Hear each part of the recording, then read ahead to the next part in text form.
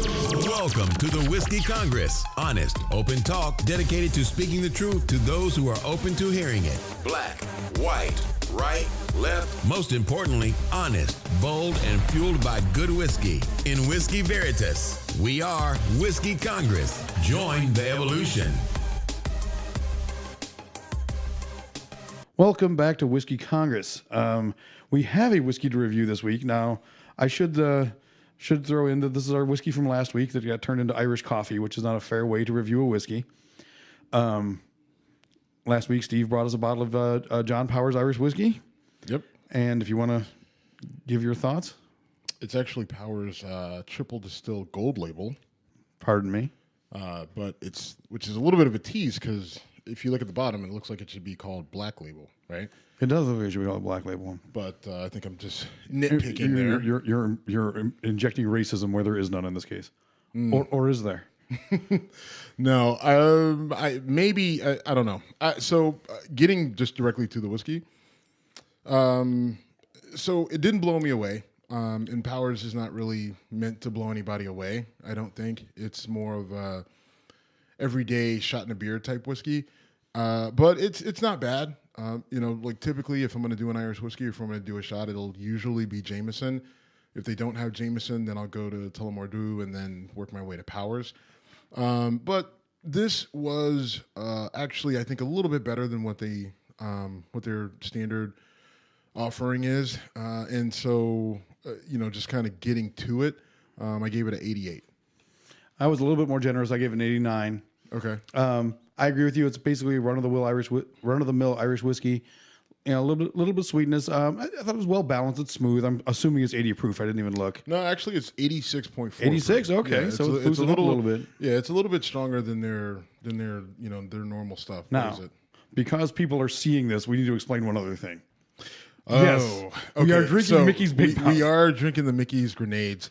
That was your joke from last week because it was St. Patrick's Day. It was St. Patrick's Day. So I mean, I was in a rush and I was looking. I was like, green bottle, and I just grabbed the Mickey's and ran out. And then I realized while I was driving here, I was like, that was a mistake.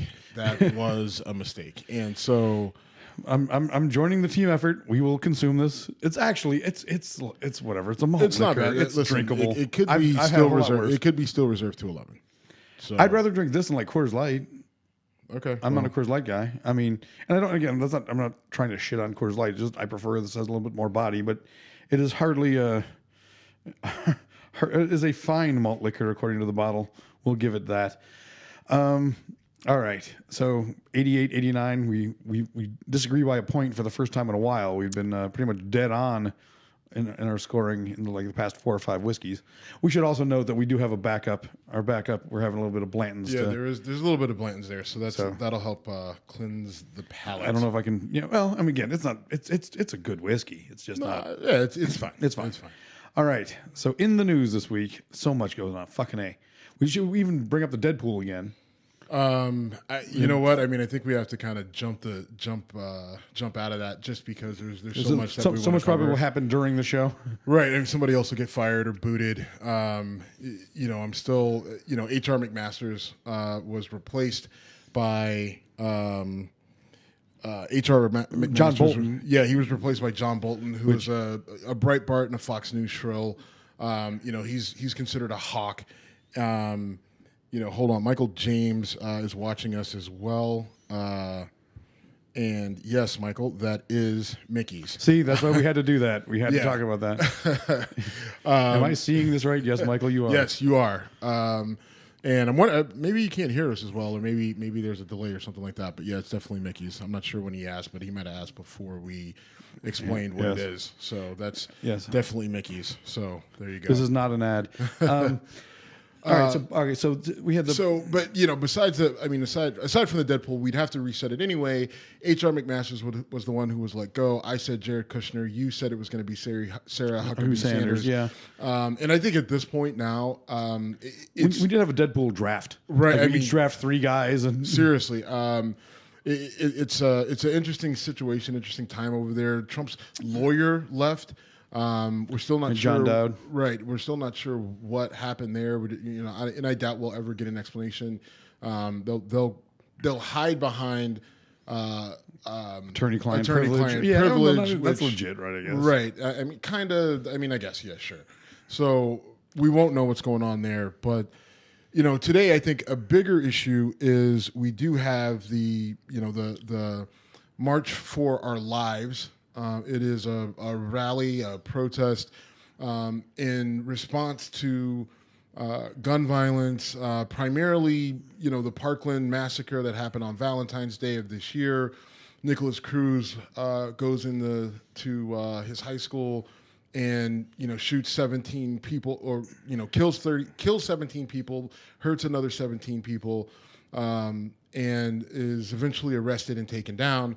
And the survivors and some of the survivors of that shooting put on a rally and put on a march today that has found worldwide support.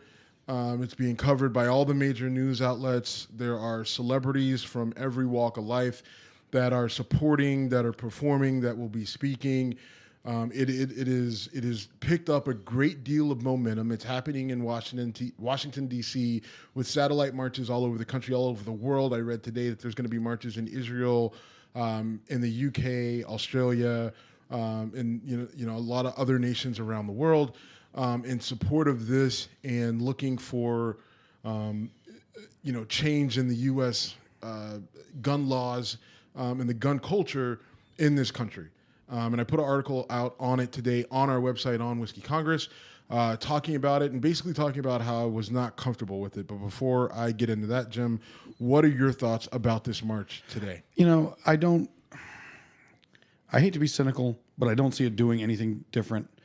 I respect these kids for not allowing it to just drift into the news cycles. I respect them for saying, this happened to us, we have a voice and we're going to use it. But in the grand scheme, I don't see it making any changes. I hate to be cynical, but I don't see anyone saying, well, these kids are different. I mean, Sandy Hook was the one to me that said nothing is going to change. Our politicians do not have the appetite for taking on the NRA. And let me be clear, I'm not saying that there's this one magical law that would fix a problem. The fact is, we have more guns in this country than we have people. We have one on the wall right behind us here. I'm a gun guy. I do believe that we should have some logical gun laws put in place. I've been a big pusher for magazine capacity, and I've had you and others criticize me saying that won't do any good. It would do a little bit of good, maybe not a lot, but it might save a few lives in situations like these. Well, and to me, it's worth it. Well, for me, one of the things I want to see before we add any new laws, let's get a consistent enforcement of the laws that we already have in the books. That's one of the biggest things that I want to push for. Is I want to see like what though? What law do you want enforced that is not being? Well, okay, so there were systems in place that we saw what happened with Nicholas Cruz. This is a perfect example where there were miscommunications, there were misconnections, there were a number of issues where he ended up falling through the cracks all the way down. Whether it was bureaucratic oversight, whether it was the resource officer and the sheriff's department not going in and defending those kids, whether it was, the police had made it, had so many stops at his house and all that. I mean, there were a number of opportunities to prevent this from happening that would have literally changed the course of history had someone done their job the way that they were supposed to. From the FBI all the way down to that sheriff who didn't run into that school. So I would like to see, some consistency there. I would like to see the sharing of information. If you go to someone's house for domestic violence issues 40 some odd times, then that should be known to the gun registry, right? I mean, I agree. Now listen, there's a balance there, and this is where the NRA and this is well, what if someone just doesn't like me and they call the police on me? Then I lose my gun because of a difference in opinion, or someone doesn't like me, or what have you. And it's not necessarily perfect, but I'd rather see. All right, let's look at what we have. Let's look at the laws we have. Let's let's enforce them. Let's, whatever systems we have in place, let's maximize that. Let's use it. Then let's see what's working, what's not working, and then plan accordingly. All right. I mean, nothing that you said is something I would argue with, other than putting everything on the sheriff who didn't run into the building. I don't know. No, I'm going to put that on him. I'm absolutely going to put that on him. That's your job. What did he know? What did he know? What? I don't care what you know. Your job as a resource officer, you're there armed. Yeah. As a person, as a police officer, right? You're called a resource officer, but you're there armed. Shots fired. Go figure out what happened. Don't sit there on your golf cart and wait. What are you waiting on? I haven't seen the video. I don't know where he was. I watched the video. I have not. I mean, he at no point in time did he go into the school while the shots are being fired. Go in and figure out, kids' lives were in danger. Kids were dying because you didn't go do your job. And if you're a police officer and you're going to tell me that that's not your job, then I don't know. Then you don't know what your job is, because I do, and I refuse to believe, and I refuse to accept that that's not your job. All right. And I think it's been established that it is his job, because every cop, every military service person that I know has said, you go in, right? And then we have an example in Maryland where that's exactly what happened, where we had another shooter, an active shooter in a school. Resource officer goes in, exchanges gunfire with the shooter, takes the shooter out. 2 people get hurt. One of the girls just died today, I think, unfortunately. But how many lives did that resource officer save? We don't know, because but he did his job. No, that is the good guy with the gun actually did the job this time. So that's been the NRA's argument. I'm still going to say it's not the strongest total argument that the only solution to a bad guy with a gun is good guy with a gun. But at least in that case, the good guy with a gun did good. So we need to call it out. And I'll take that. Listen, and I think that is a solution that we can have. Armed resource, part of the solution. Part of the solution that we can have is armed resource officers in the school, which many schools do. Yeah. They had them in Columbine, by the way. Well, and again, they have to. But now, one of my arguments with that is that some of these high school campuses are so large that even if you have someone who's willing to run towards gunfire, by the time they get there, it may already be too late. Now, they may be able to stop something from happening, but you still have, a lot of ground to cover with 1 or 2 people to get to an active shooter where they may not know exactly where he's at. And even if they're willing to charge forward and charge ahead, you still may not necessarily get there, and you still may not be able to save as many lives as you could have had you been closer. But those are some of the logistics that make it complicated. I agree, and that's one of the that's why my beef with the NRA argument that the only solution to a bad guy with a gun is a good guy. No. Maybe it's part of the solution. And I don't think the NRA has ever said it's the only actually, solution. That is a direct quote from my buddy Wayne LaPierre. The only way to stop a bad guy with a gun is a good guy with a gun is a 100% accurate quote of my buddy Wayne. Well, we all accept that Wayne LaPierre is an idiot. Okay. Right? And so the other spokespeople for the NRA, whether it's Kalyan Nar, even Lesh, my girl Dana Loesch, whatever. She hasn't even gone to say that much, that far. But the reality is that it's a complex issue. It's multifaceted. Even Mike Wood's solution of keeping the manufacturers from selling the guns to civilians and reducing their ability to produce, and then doing a big gun buyback. Yes, that will definitely have a major impact, but the reality of the situation is, there's still this country. We still have more guns than we have people. Right. That's just a statistic that we can't get around. And there are some people who, on the initial buyback, aren't going to want to give their guns up. The value of that gun will exceed whatever the government is going to pay for it. I wouldn't. And if it was a voluntary buyback, I wouldn't sell anything. Right. Now, you do a voluntary buyback, and then you make it criminal to have certain types of weapons, and then you say you're going to go in and take the weapons. Maybe, but man, that sounds and doesn't feel great. And I don't trust our government. I don't trust our government. I don't trust what happens in terms of competence, or in terms of if we any of it. I don't trust them in terms of competence. I don't trust them in terms of, all right, now we've got the weapons, so now what do we do? Right? I'm not saying that they're going to come in and take over and it's going to turn into some military state or. Here's my thing with that. people say that all the time in the gun community, right? Like if, people with guns are citizens, people without guns are subjects, all that shit. Gun ownership in places like Australia, Germany, England, whatever, is really, really low. And I would argue they have, if not substantially more freedom than us, certainly several more freedoms than us.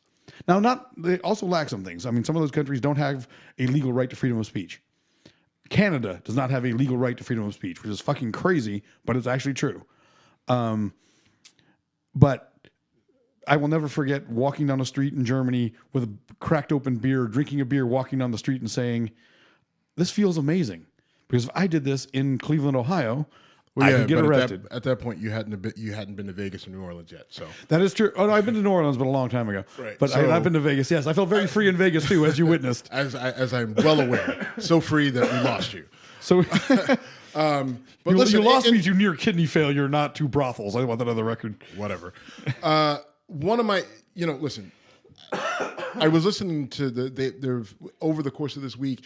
There have been a number of different shows and whether online or satellite or TV shows that have had people from Australia on talking about what they did in 1996 and 97, banning semi-automatic weapons and weapon ownership and things like that, and talking about the statistics and looking at the statistics. Like, depending on how you look at them, you can make these statistics say somewhat what you want them to say.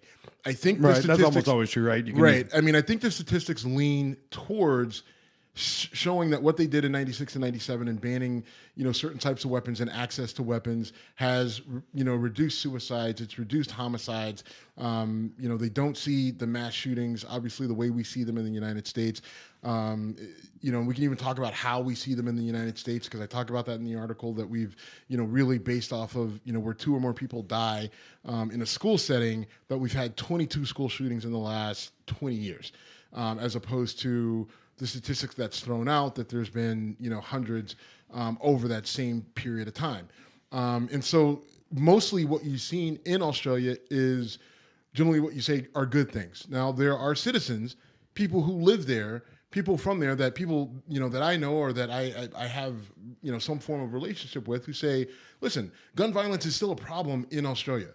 It's not nearly what it is in the United States, but Australia also has a fraction of the population that we have as well. But they have, where we have 3 guns for every 1 person, they have, 1 person half a gun to whatever. Yeah, it's a fraction of a gun per people, or I think they have 1 gun for every 5 people or something along those lines, and I forget what the stat is.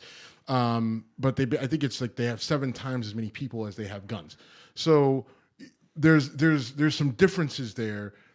You can still make some connections. You can still see that there were some positive things. The suicide number coming down alone is good. The accidental death to children, that number coming down is good. They estimate that they save roughly 200 lives a year between suicide and accidental death, especially among children. And that on its face is something that would make it worth it here, given the number of people. I mean, because the highest percentage of gun deaths, even in the United States, is suicide. Right.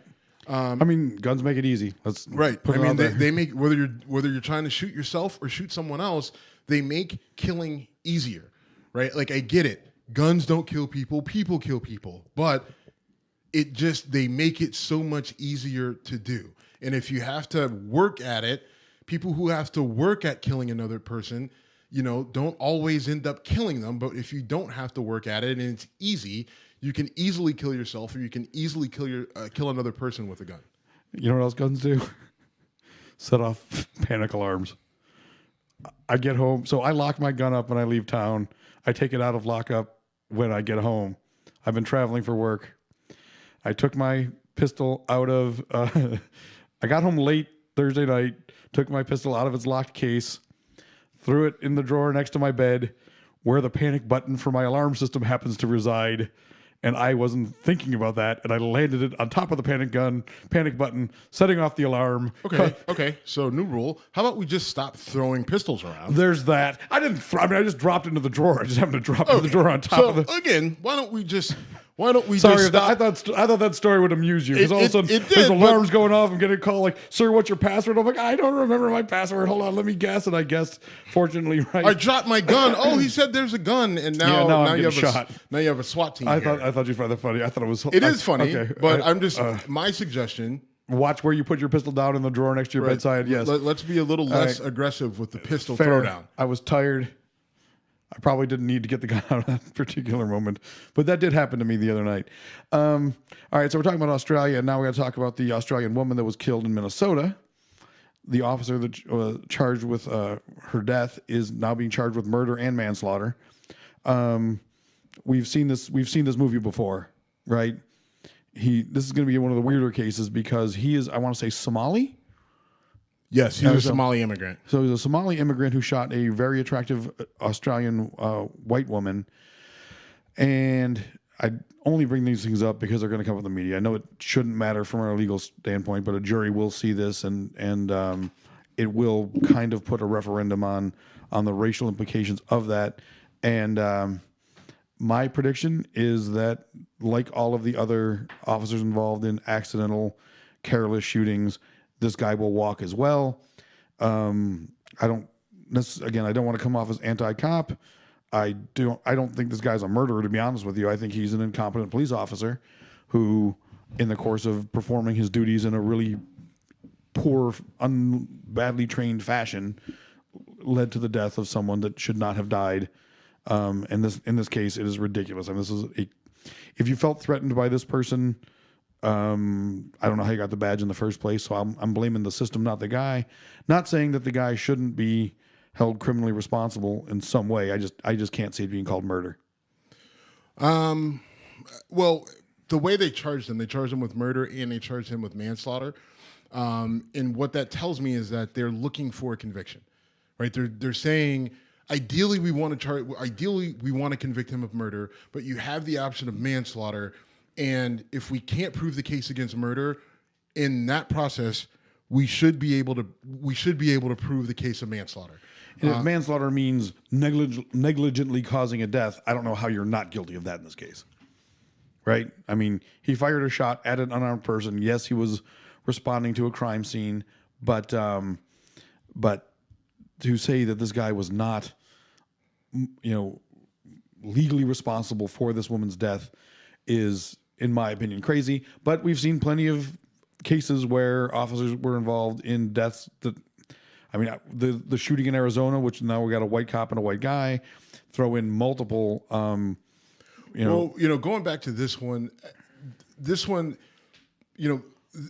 if you don't remember what happened, the woman had called in to 911 and said that it sounded like a woman was in danger, and she might have been being hurt, and that, but it could have been maybe she was just having sex of some sort, and Justine Damon, the victim, ends up going down into the alley to kind of do her own investigation. Now, I will tell you, hey, Australian white girl, stay your ass in your apartment. Like, what are you doing your own investigation? You're blaming the victim to a degree. I'm not blaming. Okay, stop. But I mean, come on. Like, let's, for safety. I mean, at night, like, would you? No, if you had a girl over and she says, I would tell her, get your ass back here. You're absolutely right. All right. That's all I'm saying. I mean, yes. Let's not go into the social. I mean, let's just the common sense thing that you would do. If you want to call it misogynistic or whatever, okay, fine. But I like to keep the people around me safe. Yeah. So that being said, she goes into the alley. She's snooping around trying to figure out what's going on. The police pull in. The cop says he heard a loud noise. He's in the passenger seat. He shoots his gun towards the noise, across the officer's face, and then it ends up going through the window and striking her, and she ends up dying. Which there's so much wrong with that. I mean, like, you could have killed your partner. You don't aim that gun the right way. You could have killed him. You probably both are now partially deaf, aside from the fact that, oh, by the way, you killed someone. So, while shooting at the first thing you saw after hearing a loud noise. Not even, just right? Shoot, right? Like, you just shot in the direction of a loud noise, which to me is utterly insane. And I have to believe that the training for these police officers is better than that. But that's not what the evidence is showing. The evidence is showing that this guy was poorly trained or he intentionally killed her. Right. Right. I mean, and we don't know. That's only speculation. But based off the evidence that we have, or what we know, or what's been told to us, either he was really jumpy or he saw her and took her out for unknown reasons. Right. And so, I mean, I don't know what that is. I don't want to start a conspiracy, but I'm just saying, like, it just doesn't make sense that you're a trained police officer and you hear a noise and you're so rattled that you pull your gun out and you shoot across your partner's face through a window and end up killing a woman. That's insane. Yeah, I agree. It's insane. It's insane. Now, listen, I still predict he'll end up walking. He won't walk. He'll go to jail. We'll see. He'll absolutely go to jail. I mean, he's not the prosecution is going to, they're going to pull out all the stops. I would be surprised if they got him for murder, but they'll get him for manslaughter. And I think the case is relatively easy to prove, and I think that you can give the jury instructions that give them plenty of leeway to allow them to do that. And based off the evidence that they have, and I don't know what it is, but I can imagine what it is, I think the prosecution will be able to make that argument and sleep fine at night when they get a manslaughter conviction. I think manslaughter is the right conviction. I don't think this is a murder. I think it's a poorly trained cop who resulted, which is fine. Yeah, which is fine. And by the way, when you have these sort of cases with this kind of just blatant disregard for training and essentially blatant disregard for the law, this is what should happen. Now, I could argue that it should have happened faster.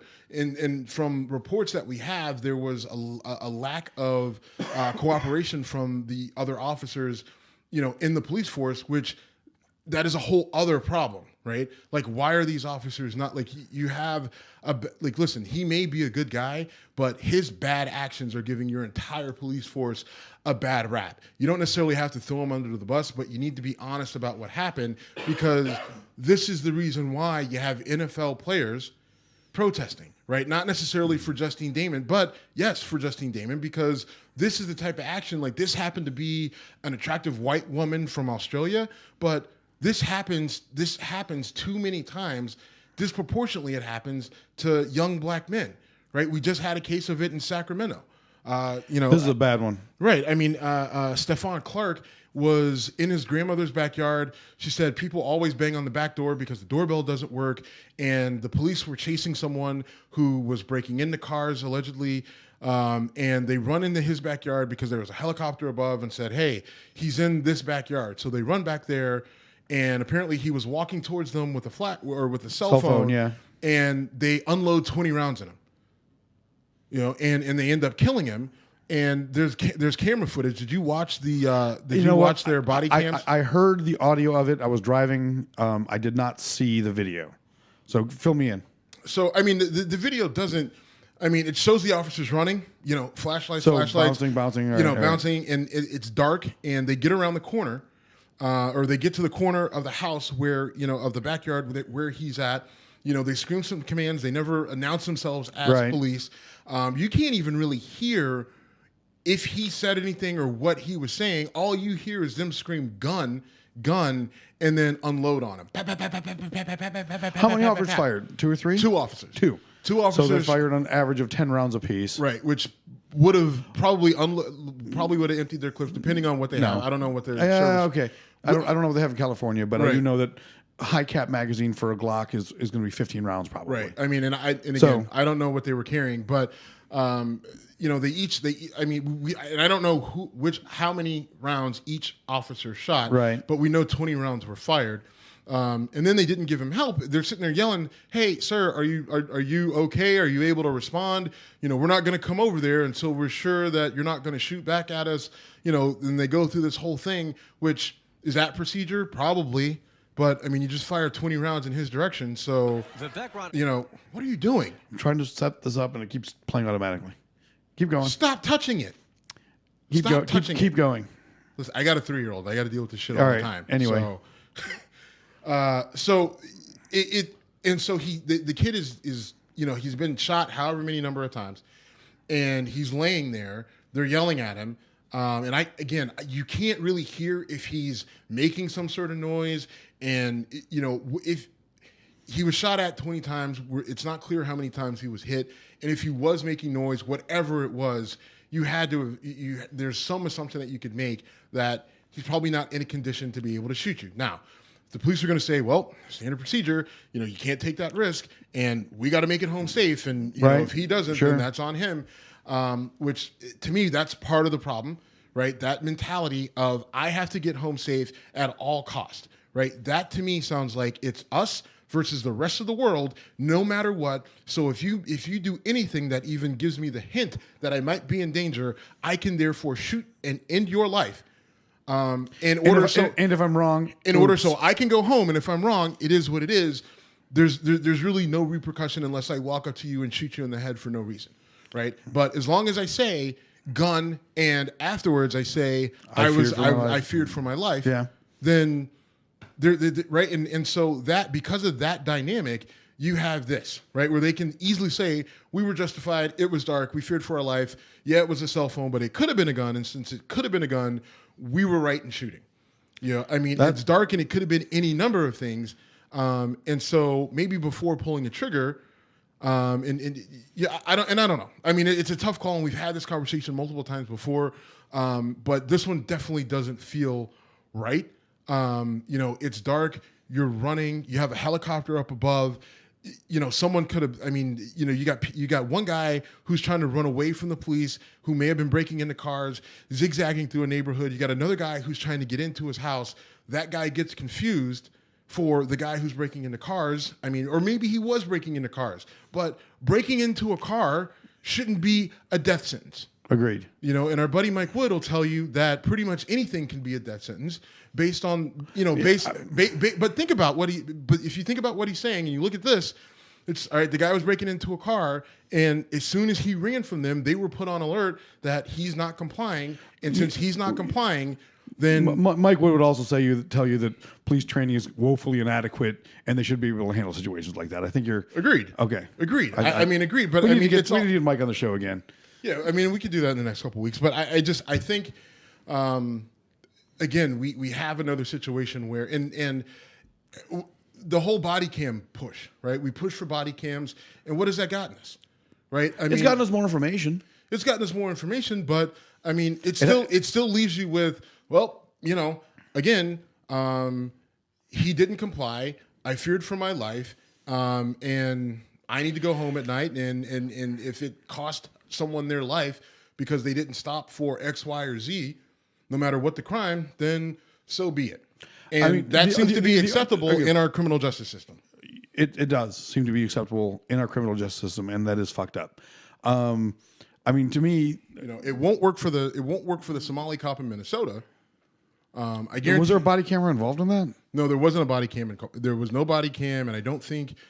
If we do have audio, it may not be great or something like that. We haven't heard it, but it's not going to work. The argument of I feared for my life, I needed to go home at night, that whole thing. It's not going to work for the Somali immigrant cop in Minnesota. The ultimate example of that is that asshole in Arizona that they had multiple people covering a guy who's on the ground. He's on all fours. He reaches back to pull his shorts up and gets mowed down. After receiving multiple ridiculous instructions that, and the fact that cop gets to walk away is insane to me. Oh my God, James! You want me to play this and it won't fucking. All right, I didn't. All right. All right. How about this? Why don't you play the clip? Okay. So the clip that we're about to play is from the owner of the Sacramento Kings, right? So 2 nights ago, or maybe it was last night, the Sacramento Kings had to close the arena that they play in. I think it's the NovaCare Arena. They had to close the arena that they play in because the people of Sacramento were protesting because of this shooting that we were just talking about of Stephon Clark.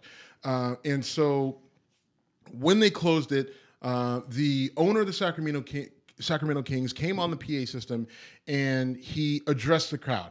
And I just wanted to play this because it's a little bit different than what we've heard from, especially our owners in the NFL on how they're kind of looking at it and approaching the social justice issue. Jim, please play the clip. I can't play it. You have got to be shitting me. I'm kidding you. Oh Yes, my God. yes, I'm kidding you. No, you're not kidding me because Come on, make a Good statement. evening, all. Here he is. Thank you for your patience tonight.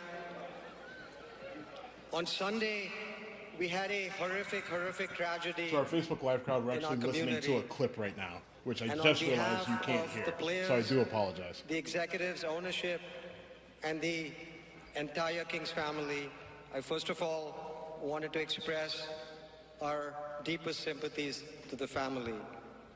What happened was absolutely horrific, and we are so very sorry.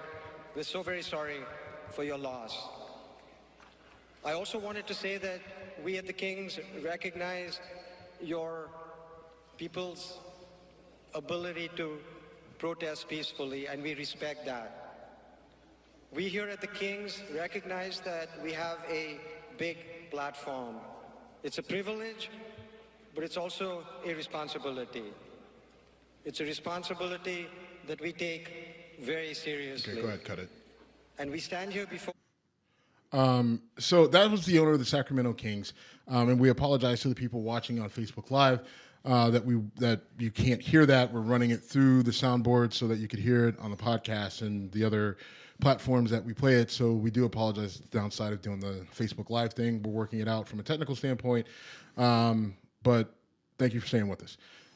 So essentially what he said was that as an NBA organization, that they have a responsibility to address some of the social justice issues that they are approached with, and that they recognize and respect the crowd's right to assemble peacefully, to protest.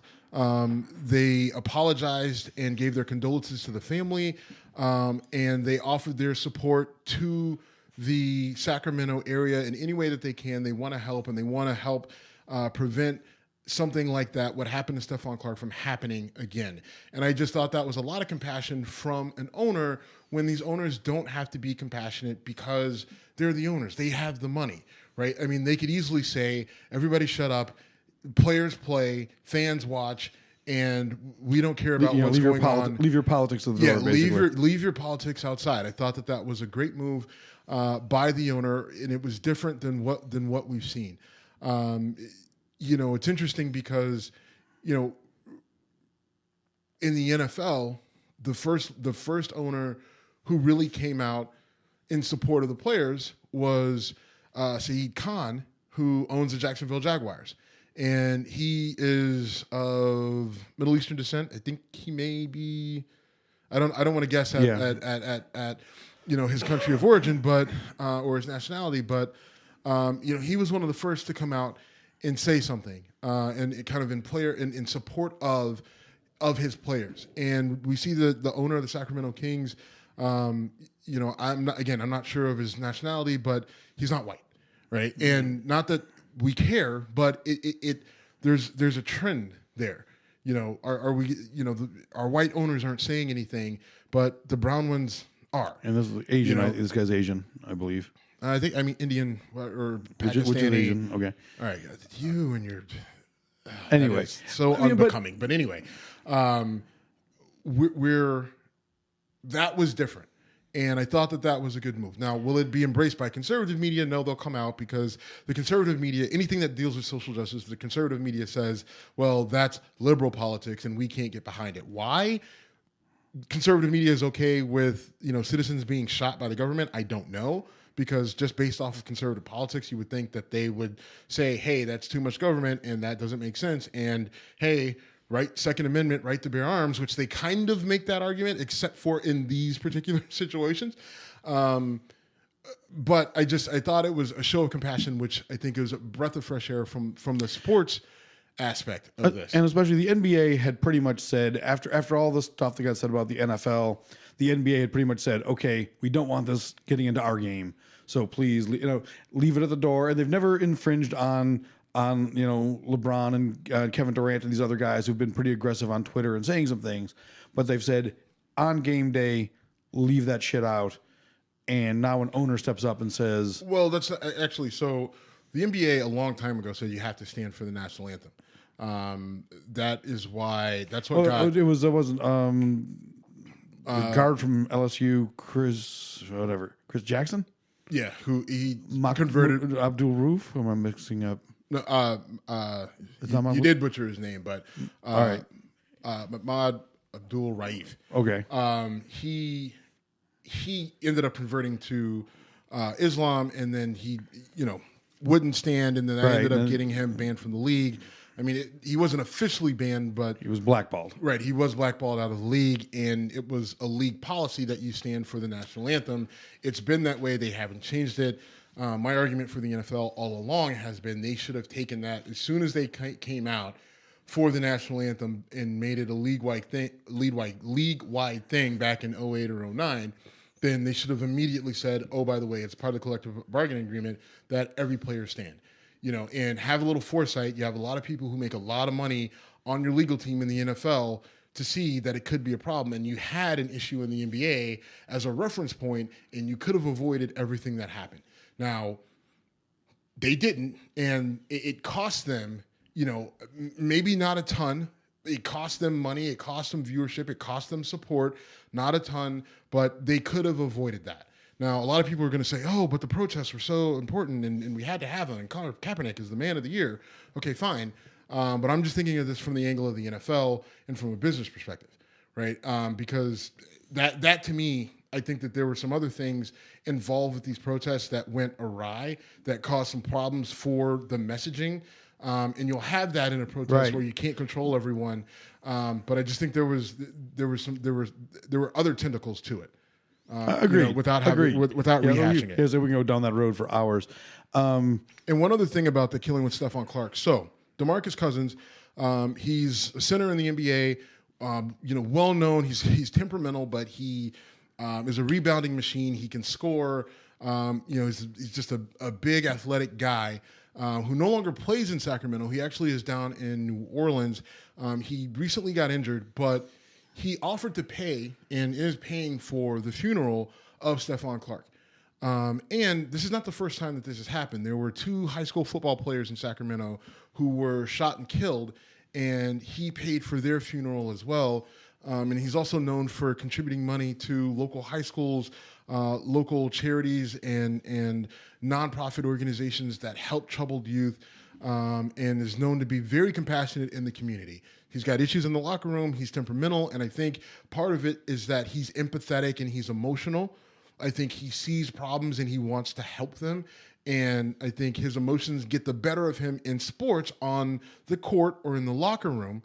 But I think the flip side of that is when he sees a problem in society, in the real world, he's empathetic. He gets emotionally attached and involved.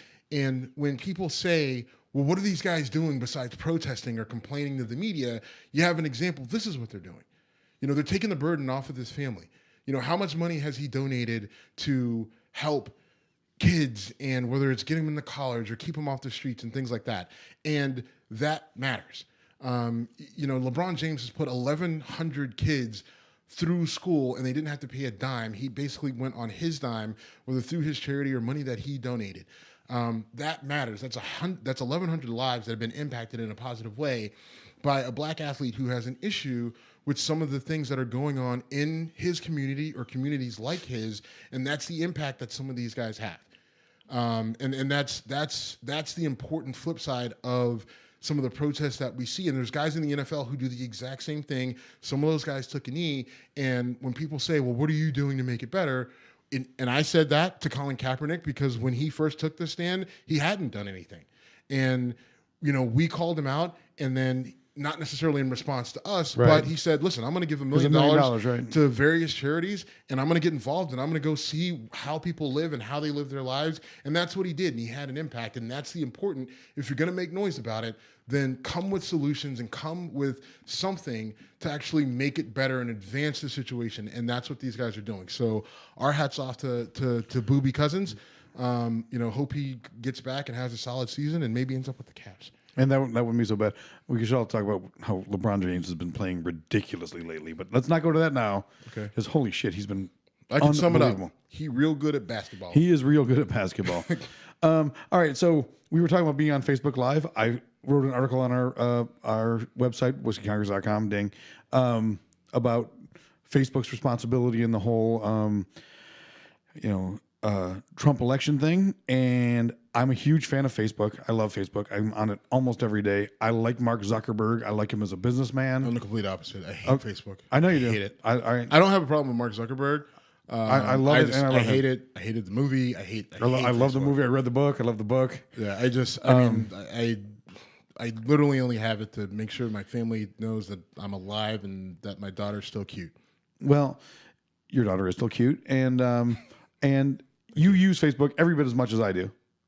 Yeah, I do. You can hate it and use it. Fine. I hate it and I do it begrudgingly. Okay. I grit my teeth when I do it. I hate this. Damn you, Mark Zuckerberg, for making this amazing thing that I can talk to my entire family the whole time. The fact that I can stay in touch with my college buddies, and that's what I do. I'm in touch with friends from college who I've not spoken to in years. I mean, I know a couple weeks ago I talked about Pick up the phone, Jim.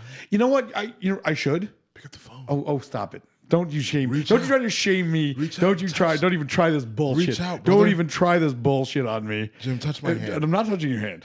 I'm not touching your hand. Anyway, the whole thing about Facebook getting data mined and interrupting the election, I kind of want to call. It's not. I don't. I can't call complete bullshit on it because it happened and it impacts things. Because what Facebook has done has made it possible for all of us to argue at the Thanksgiving dinner table anytime, all the time, with people we don't even fucking know. I don't know how many times I've gotten down the rabbit hole. Because that's awesome. No, you know it's awful. In a lot of ways. It's only ripping apart the fabric of our society. But no, please Other tell than me more. that- other than that, though- how was the play, Mrs. Lincoln? I love that expression. It is what we make of it, right? Sure. You don't I mean, you can blame the platform for what we use it for. I blame us for letting it go down there. And I have actually, for the last almost a year, said enough. I barely ever get into political debates on Facebook anymore because I realize how absolutely fucking futile they are. Well, I told you to stop doing that a long time ago. Well, you told me. I didn't listen necessarily. I know, But and that was even that wasn't even show related. You're just gonna have a stroke. that's going to happen sooner or later. Anyway, let's just just trying to accept delay that. it. And well, thank you. I'm just trying to delay it. Until but we make it big and you can find a good replacement co-host. God no. I stopped kind of getting into the political debates on my own personal page because it wasn't healthy. I was getting upset. I was getting angry. I was like, my opinion of people was changing in a negative way over some arbitrary things. The things mattered from a socio-political standpoint, but I think there are better ways to deal with that. And when there's distance between two people and you're talking about that sort of thing, you're not going to convince anybody. You're not going to sway anyone's opinion. I think that you and I having a conversation one-on-one over a couple beers or whiskeys or both, in person at a bar, at your place, at my place, standing outside with a cigar, whatever, I can pull you to my side, or you can convince me on to come to your side. The truth is, and we've done that. We're capable of analytical and We that's a are, problem. and other people are as well. Some are. But they're less willing to do it on a platform like social media because of the distance, because of a lot of people are emboldened by the fact that they now have this freedom and this strength that they didn't have before. The thing that I always say is that the great thing about Facebook is that everybody has a voice. The thing that sucks about Facebook is that everybody has a voice, right? And there's some people who, this sounds shitty, who just shouldn't have a fucking voice. Right, there's some people who don't have more ears and fewer mouths. Right, that don't have the intellectual capacity to really process what they're saying, to really to think something out, and give us and really contribute to the conversation, contribute to the citizenry. And so, and some people say, well, any contribution is a good contribution, and I disagree with that. There are some people that, for lack of a better word, that just don't have all the lights on, right? And so when those people start to argue with you, you really need to be careful, because if you argue with them too long, right, and they're not making any sense, then who's the fool? Right, and you can't tell who the fool is. Wrestle with a pig long enough, and then you realize the pig likes it. Right. Okay. That's an expression I used to hear that All right. Well, we won't. I don't want to use that one again. well, Fine. Yeah, we won't. It's the same concept. We'll talk about that after the show. Same concept. But the point is, so I just stopped getting into some of the political stuff. Now, every now and again, I'll get sucked in, and I'll take it. I'll go a few jabs back and forth with someone, and I realize, like, what are you doing? like you said you weren't going to do this, right? And I stopped, right? It's just like I stopped, cold turkey. All right, I'm done. I made that mistake. I did it. I shouldn't have done it. And I pull back, and I'm usually good for a few months. But someone says something so ridiculous, so they put up a meme, right? And memes, actually, you know what's really hurt social media is memes. Memes. There are pictures with words that anyone can make. I can make a meme right now and put it out there that says anything with any picture.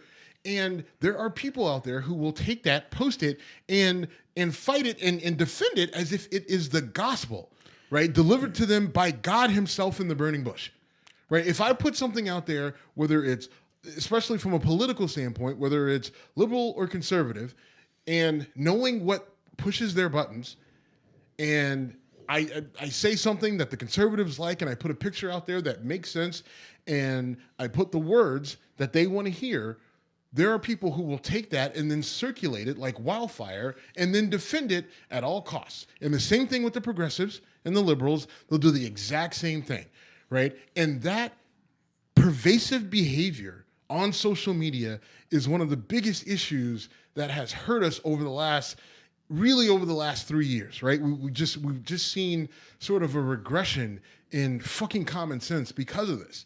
And again, I walked away from one of those just yesterday. I saw it. I saw the crowd that was enjoying it, and I said, you know what? I would love to jump in there and say how stupid this is. And then I realized, it was literally, What's the point? it was Clinton gave North Korea nukes, Obama gave Iran nukes, Trump gave us a tax cut. Who's your favorite guy? And I'm like, wow, if that makes sense to you, I don't know what to say. And it was shared. It was from some stupid thing. And I think the bigger thing is that, talking about this whole Russia and collusion and everything else, what we know now is Russia took advantage of this situation. They looked at Facebook, they looked at how people respond to it, and they said, all right, listen, if we throw words on pictures and we send them out to everybody, black, white, or other, conservative, liberal, progressive, independent, Tea Party, Green Party, whatever, and knowing what they really will get behind, we can get these people to eat themselves, right? To cannibalize themselves. Just right? chaos, right? Just utter chaos. You don't need to. And that's exactly what they did. Now, did it sway the election? It probably had an impact, right? Sure. I mean, because Facebook and all the numbers are saying that, oh well, it was only 25,000 people, and it's just like, all right, well, listen, you got 25,000 people with an average of 500 friends or more on Facebook. Well, no, I heard it was 50 million people that they hacked. I've heard different numbers. I don't know. I don't know what Either the way, numbers are. But and shame on us. I'm going to say you. Shame on everyone. If what you read on Facebook, that in and of itself changed your political if it even compass. did. Even if it did, shame on you for letting that happen. But the issue is it disrupted the discourse. I don't know what impact it had at the voter booth, if it had one. But what I do know is that it completely disrupted the discourse, and I don't think it was in a good way, right? It's hard for me to think that was positive. What's going on right now is positive. So much anger, so much vitriol on either side. There are some things that the liberals are doing that they're putting out on Twitter and Facebook that are utterly disgusting. That are disgusting and should be unacceptable. Some of the things that they're saying about Donald Trump and the President of the United States and the office that he sits in and that he holds, to me, are appalling and shouldn't be accepted. But because it's Donald Trump and because he came in the way that he did, right, which was so vastly different than any other president, then we're just accepting it as, oh, it's okay that they say it because we don't like him. Right. But what does that matter whether we like him or not? Why can't we just respect the office and not wish that he were killed or taken out or assassinated? Or if I see him, I'm going to punch him in the face or I'll shoot him in the face or whatever it might be. That's ridiculous because I was appalled when the conservatives did it with Obama.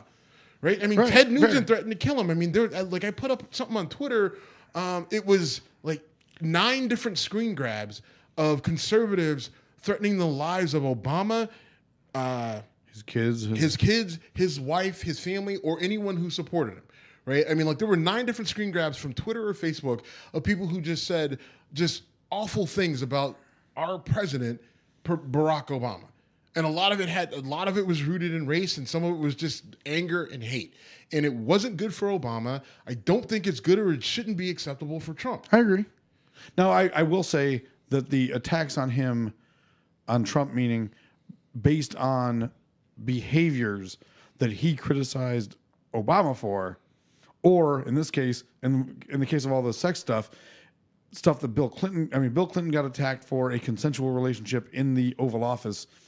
Trump is getting, dragged through the mud over all these affairs. And I said this about Clinton, I'll say it about Trump. I don't care. Doesn't matter. I give zero fucks about their sex lives. Right. None. And listen, you can fuck a tranny, and as long as you do your job well, I don't care. Sorry. I mean, if that offends your senses, then it offends your senses, but it doesn't change the productivity. You know, I mean, it just like you may not like what someone does outside of the particular area in which they do things. Or in the case of Bill Clinton, in the office he did things, and I still don't care.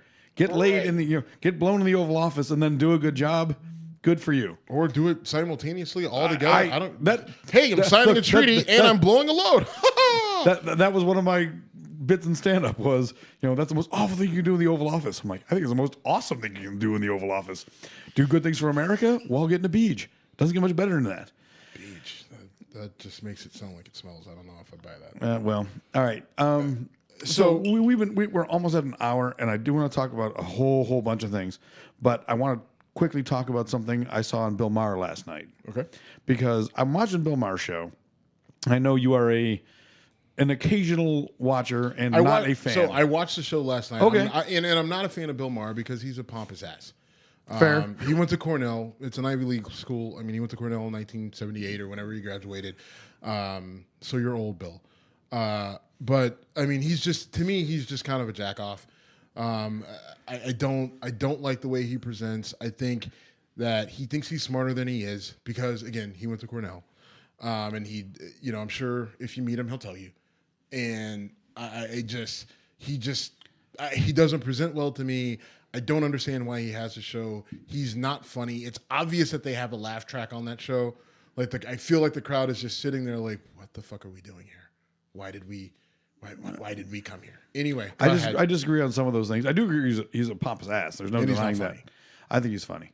But anyway, so I'm watching the show last night, and this one woman, was it Mara Cohn, I want to say was her name.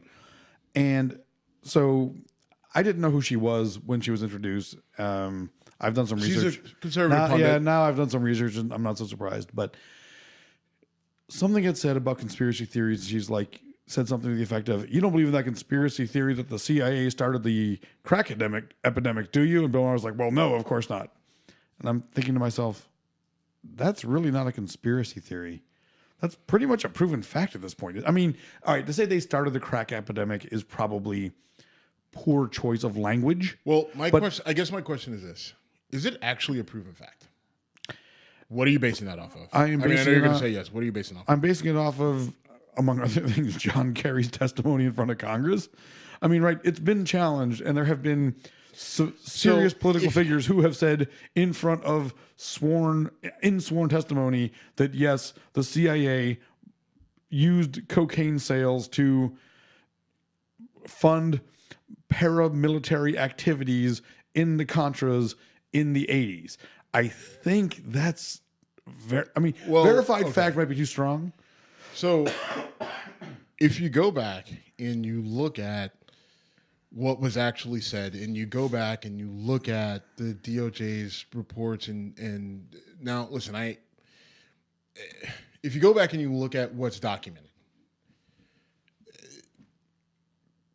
it's not quite as cut and dry as the CIA went to known drug lords who were distributing crack in LA.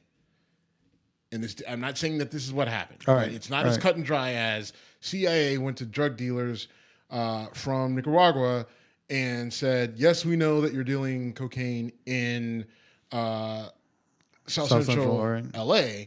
And so we want you to, sell as much drugs as you can, and then, take those profits and then fund this war elsewhere. Agreed. No, it was not that Wasn't that cut and dry. open. Right. All right. The biggest, and what I'll get to is the CIA ignored a lot, right? They ignored a lot. They worked with a lot of nefarious, shady people. They were focused on one goal. They didn't focus on what was happening right here at home. Now, some people say that was by design because they wanted, and some people say this, that the CIA didn't care and that the U.S. government wanted what was going on with crack, South Central, Miami, Chicago, New York, American Gangster, Right. Frank Because Lucas. it went everywhere. It went everywhere. It was everywhere. Yeah. And so there are people who will say that's what the government wanted because look at what it did. It completely disenfranchised the black community. That's what they wanted to do. They wanted Jim Crow back, and this is how they got it. Right? There are some people who will say that. I'm not saying that. Well, there's some people who are Fair. who- People say it. I agree. Right. I mean, like if you read the book, The New Jim Crow, like that connection is made, and I think it's a hard connection to make. And I think what happened is you had some ineptitude, and you had some greed, and you had a desire for a goal, and they were focused on something else somewhere else, and they completely ignored what was happening here or the people that they were interacting with. They ignored what they were doing. They didn't care what they were doing on the side as long as they got their as they got their war somewhere else. So let me say some things and you give me fact, fiction, or other. Other. Yeah. I'm just telling you, it's all going to be no, it's not. So the CIA orchestrated delivery of cocaine into America. Other. Really? Not okay. All right, then I'll stop it there. They didn't orchestrate or they didn't facilitate. Other. I don't know if you have proof of that. Okay. If you can. Well, I can't. After this if show, I could, I'd be dead. We've got proof very of true. we got proof of that. All right, and that's kind of the problem, right? If you can show me where someone said we paid these people to bring drugs into the United States because X, Y, and Z, or we wanted, or we made sure that these people right. were able. Wait, we made sure that these people brought drugs into the United States so that they could sell it, so that they could make money, so that they could have funds to buy and sell weapons to the people we needed to buy and sell weapons to. If you could show me where someone says that explicitly or implied, then I'll say okay. I'll buy it. Implied, I can give you. Are you I sure? mean, yeah, I've seen like town halls where I want you. This is what I want you to do. all right. This is Steve giving Jim My homework. Okay, right? Weren't you were All a right. PhD candidate. I was not. I was once. But I'm going to give you homework. I want you. I'm serious. I'm dead serious. All right. By our next show, I want you to give me proof that there was an implied effort by the CIA. Implied. I'm not saying you have to say we did this explicitly. Again, if I do this that well, I will be dead. You know that. Okay. Well, And well, it's just half-assed just because we know how good you are. If you part dickish, part funny. I respect both those things. if you can find something that anyone can read that won't get you killed, The truth is out there. yeah. No, I will. All Alex. right. So you want me to provide you with? Oh, jeez, don't go. I want you to support what you're saying. They're turning the frogs gay, Steve, and they're making them bring cocaine into Los Angeles with AK-47s. How do you like that picture? I sent That you, was by the awesome. way? What the fuck? That caught me totally off guard. I know it did. So Steve sends me this picture with Alex Jones with the fucking carrots in his teeth. Is it carrots? Yeah, there were carrots. And he was. I don't know what. I didn't know what it was. I just, literally had no idea how to respond to that. it popped up on Twitter, and I immediately was like, "Well, I'm going to send this to Jim and fuck his day up." Well, you succeeded. All right, we should wrap this up. Okay, we're going to wrap it up, but I want you to your That's my assignment. I will find. your mission. is to find evidence to prove the conspiracy theory that the CIA did in fact use a drug sales ring to fund their activities in the Contras. I will provide evidence of that, and I will do it on our And it on our can't, and pod, it can't be on our, now. What I will say, some of the parameters are: Can it be a movie starring Jeremy Renner? No. Damn it! it 'Cause that cannot can be that's a perfect- goddamn movie. It stars Jeremy Renner. He's Hawkeye. I love Hawkeye I never love, misses. I love me some Jeremy Renner. right? Jeremy Renner in The Town was great, right? He's fucking dying at the end, and then he's fucking trying to eat a cheeseburger out of the trash, before he bleeds out. But listen, no, it can't be a movie, and you can't use newspaper articles from 1986, 97, or later. Why can't I use newspaper? Because those aren't backed up by actual fact. I'll tell you what. I will put my case together. Listen, I'll put my case go ahead, together. put your case together, and then you can dig into judge it. my case. All right. Maybe we do a special episode in the middle of the week when I'm down in North Carolina.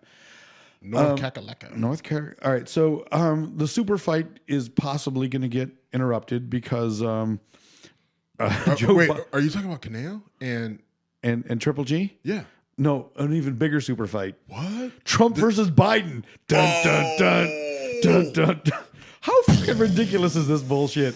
Jim, The fucking former vice president said if I saw Donald Trump after he said this, I'd take him behind the school and kick his ass. Right. And then, of course, Tiny Hand Trump comes back and says, I'd box him with my tiny hands. He'd go down hard, and he wouldn't know what was coming. 2 hits, me hitting you, And, you hitting the somebody floor. pointed out, and I can't remember who it was. It was my This buddy. is so ridiculous. My oh my goodness. one of the guys I played ball with in college, he pointed out that between Biden and Trump, there are 9 deferments from Vietnam, one because of asthma, and the other one because of bone spurs.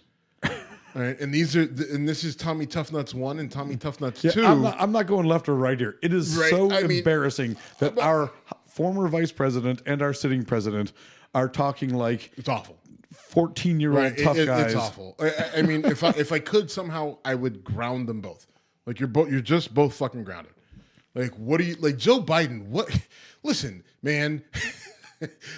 Like we just got through a phase of memes with you that were phenomenal. They were hilarious. because of your just your Because you ridiculous say stupid shit. right? Because you And say I love Joe Biden. you say dumb shit. I and love you Joe make Biden dumb because faces. he says stupid shit. Right, he says dumb shit and he makes dumb faces. And we had there was about a 3-month span where there were just Joe Biden memes that brought me to tears because they were so funny. Right, and now he's gonna go beat somebody up. He's gonna go beat up the president. Right behind the bleachers. Come on, Joseph. And then Donald Trump, he'll go down hard and fast. He won't even know it hit him. Because Okay, Joe Frazier. lightning strike of Donald Trump and his Okay. Yeah, that is a shame on everyone. And the worst part about it is I feel that after Donald Trump's presidency, right, like he's no longer the president. Joe Biden ends up not running or running and losing. Yeah, and by the way, Joe, had you run, never mind. I just feel like I don't think Joe Biden would have been able to win. But I disagree. you know what? Maybe because people just hated Hillary yeah, so much. exactly. Maybe. Joe Biden would have represented God, the I know. I continuation. mean, I held my nose and voted for Hillary. I couldn't stand her. You held your nose, voted for Hillary, and with the other hand, you punched me if I didn't vote for Hillary. Yeah. That's how fucked up it was. I know. And while 'Cause I was Gary Johnson guy until mind you, I very- was voting for Hillary, punching you if you didn't, and telling you that Trump was going to win. Yeah. Wow. Okay. That's kind of a unicorn move. That's why I probably need to see a therapist. That and or drink and more Powers whiskey, which is what we're doing anyway. A whole slew of other things. We got through the I one shot of hope Blanton's. no one is paying attention to the amount of whiskey we consume Yeah. during the show. See, that's the problem with this live shit. People can actually see what we're doing. The Live video, Big all Mouth- that. There's proof. There is no proof. I mean, we need to hire Sarah Huckabee Sanders. Steve and Jim did not drink Mickey's Big Mouth. Those bottles in front of them they got lower in volume. You know why we couldn't? Because I would just be like, she's fucking lying. Yeah, there's that. We did drink it. We did. She's All just right. she's a terrible liar. She is. I can't take it. I don't want her associated with my brand. Screw her. Agreed. But I mean, not in her current capacity. That would be in. Don't be gross. I can tell this is going bad. No, Okay. no. That would be in her capacity as our press okay. secretary. I would hold her to a higher standard where I just want her to be honest. That does not happen in the White House. So Fair. All right, let's wrap this up. But before we do, we need to talk about. So Trump signs the spending bill after threatening to veto it, which is the ultimate backtrack, whatever. And I'm not even going to try to play a political game, but boy, the right turned on him hard. I don't agree that they turn on him hard and Or Coulter they reacted hard. They are reacting. But They I think tweeted hard. there was a very strong Twitter reaction to Trump signing that bill.